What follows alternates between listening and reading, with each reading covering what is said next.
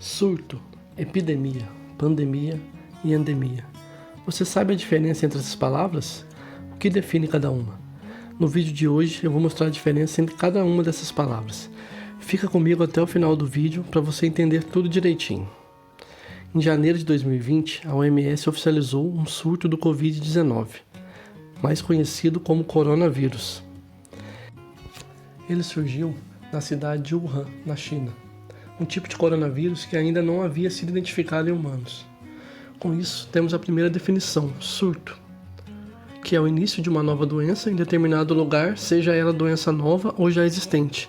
No caso do coronavírus, é uma doença nova, mas pode haver um surto, por exemplo, de sarampo, uma doença já controlada, mas que volta em algum determinado lugar, começa a ter alguns casos. Isso é definido como surto.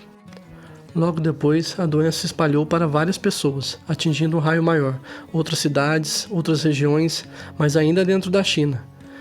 Sendo assim, temos a segunda definição, epidemia. A doença se espalha para várias pessoas ao mesmo tempo na região. Rapidamente, o coronavírus atingiu pessoas de outros países. Por pessoas que visitaram Wuhan ou pessoas de Wuhan que tiveram contato com pessoas de outras cidades que viajavam, ou até mesmo em aeroportos, locais com grandes movimentações de pessoas. Temos então a terceira definição, pandemia. Pandemia é quando a doença se espalha por vários países. Ainda temos mais uma classificação a ser explicada, a endemia. A endemia pode ser definida como algo regional e até sazonal. Vejamos o exemplo. Sabemos que todos os anos temos incidência do Aedes aegypti, o mosquito que transmite a dengue, na cidade do Rio de Janeiro, dos meses de janeiro a março. Ou seja, todo começo de ano, devido às chuvas, ocorrem os alertas sobre a dengue.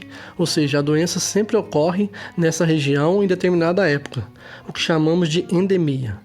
Então temos assim que a endemia é uma doença que ocorre em determinada região, em determinada época do ano.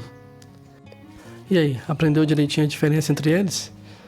Ainda não? Então segue um resumo para você entender melhor. Um surto é o início de uma doença em determinado lugar, seja ela doença nova ou já existente. Epidemia, a doença se espalha para várias pessoas ao mesmo tempo, sem delimitação de região. Pandemia, quando a doença se espalha para vários países. Endemia, a doença que ocorre em determinada região em determinada época. Bom, se esse vídeo foi útil para você, deixe seu like e não se esqueça de se inscrever no canal, caso você ainda não seja inscrito. Busque sempre conhecimento e mais do que isso, o transforme em sabedoria. Um abraço e até o próximo vídeo.